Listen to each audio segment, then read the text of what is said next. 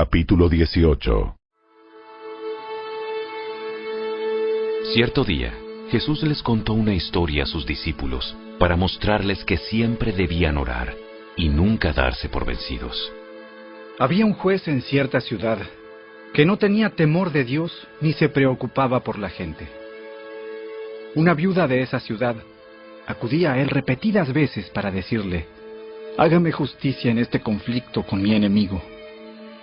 Durante un tiempo, el juez no le hizo caso, hasta que finalmente se dijo a sí mismo: «No temo a Dios ni me importa la gente, pero esta mujer me está volviendo loco.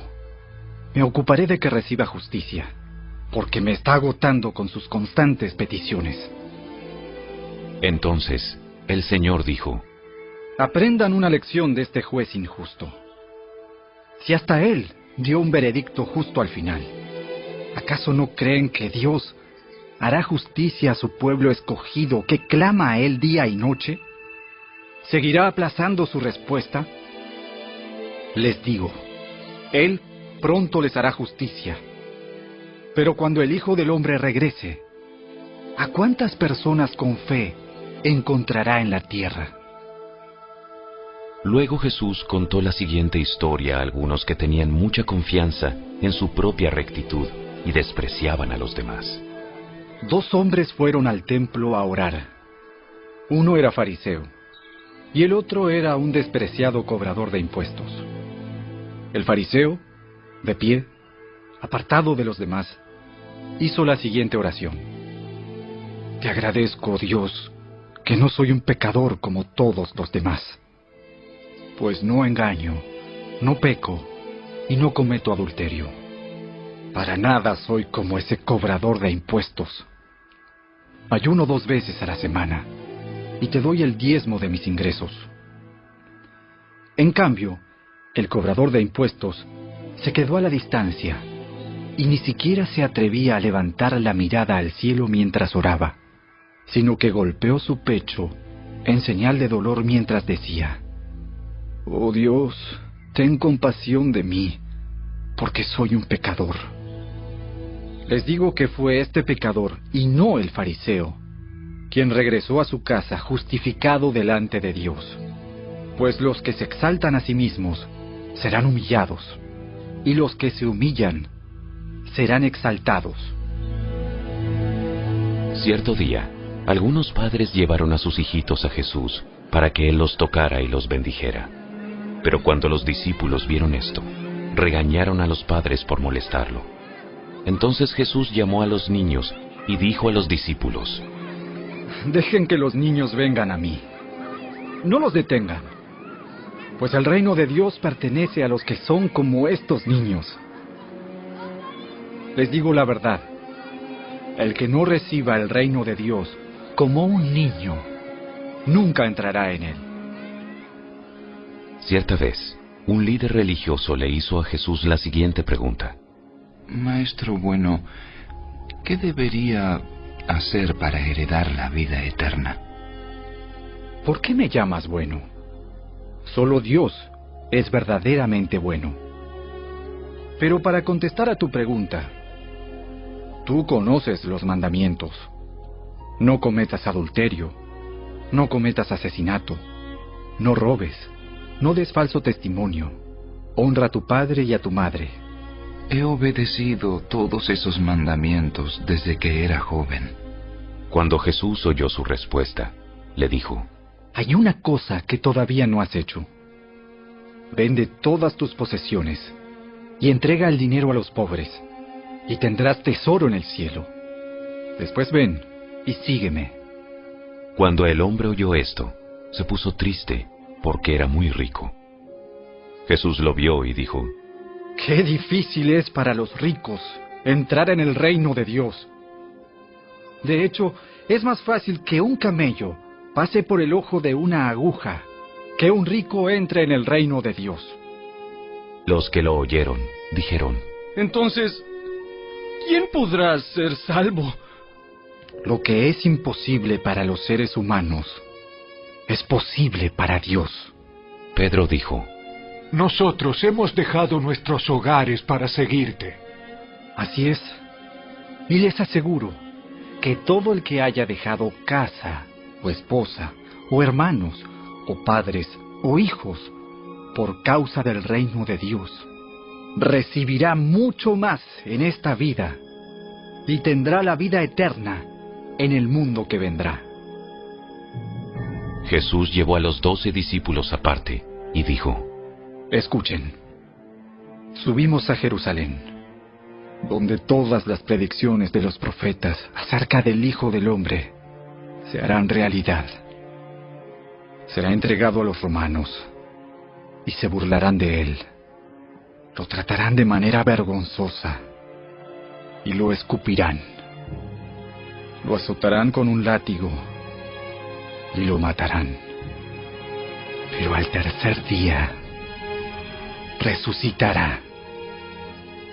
Sin embargo, ellos no entendieron nada de esto.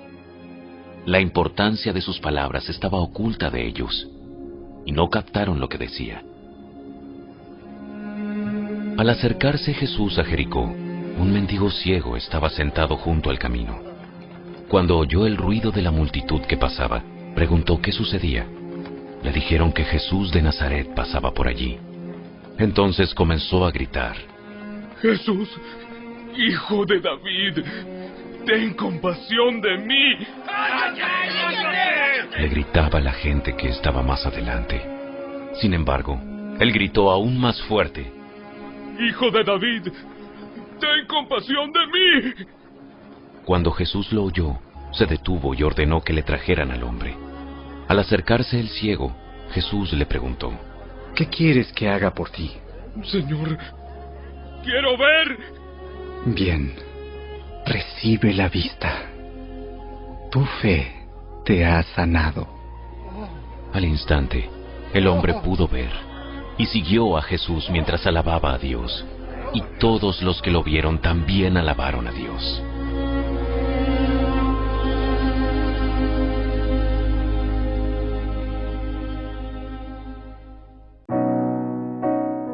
Audioescuelasabática.com. Martes 29 de junio. ¿Cómo define el descanso el Antiguo Testamento? Aunque Dios nos creó para la actividad, esa actividad debe estar equilibrada por el descanso. El Antiguo Testamento en hebreo, por ejemplo, incluye una serie de términos que denotan reposo.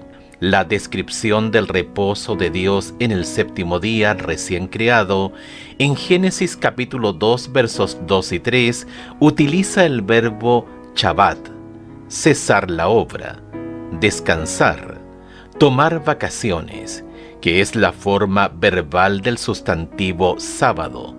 El mismo verbo se utiliza en Éxodo capítulo 5, verso 5, en una forma causativa y se traduce como hacer descansar a alguien de su trabajo. La referencia a la actividad de reposo de Dios en el séptimo día del cuarto mandamiento se expresa mediante la forma verbal hebrea nuak, Éxodo capítulo 20, verso 11, Deuteronomio capítulo 5, verso 14. El verbo se traduce como descanso en Job capítulo 3, verso 13, o más figuradamente detenerse, haciendo referencia al arca del pacto en Números capítulo 10, verso 36.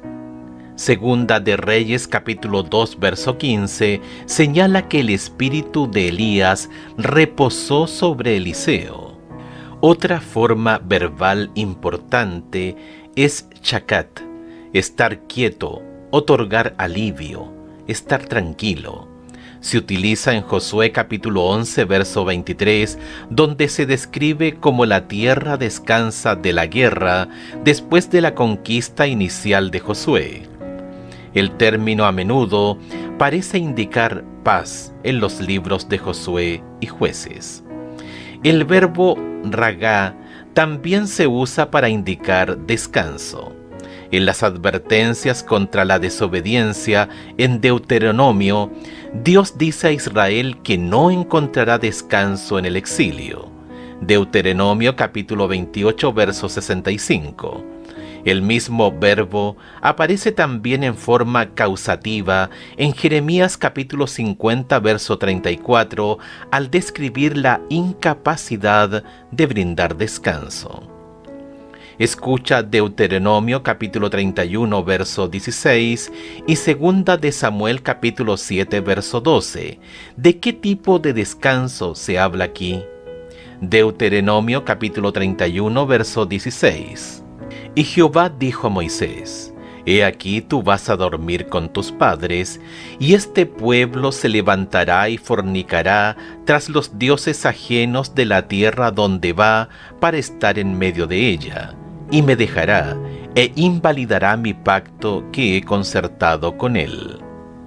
Segunda de Samuel capítulo 7, verso 12. Y cuando tus días sean cumplidos y duermas con tus padres, yo levantaré después de ti a uno de tu linaje, el cual procederá de tus entrañas, y afirmaré su reino.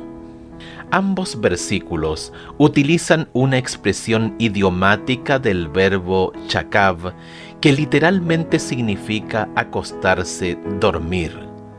En el pacto de Dios con David, Dios promete al futuro rey de Israel que cuando tus días sean cumplidos y duermas con tus padres, yo levantaré después de ti a uno de tu linaje. Segunda de Samuel capítulo 7, verso 12. Esta larga, aunque incompleta lista de diferentes verbos en hebreos que denotan descanso, nos ayudan a entender que el concepto teológico de reposo no está ligado a una o dos palabras en particular. Nosotros descansamos en forma individual y colectiva. El descanso nos afecta física, social y emocionalmente, y no se limita al sábado solamente. La muerte es sin duda una enemiga y algún día será abolida, y por más que lloremos y extrañemos a nuestros muertos, ¿por qué es reconfortable saber que, al menos por ahora, ellos descansan?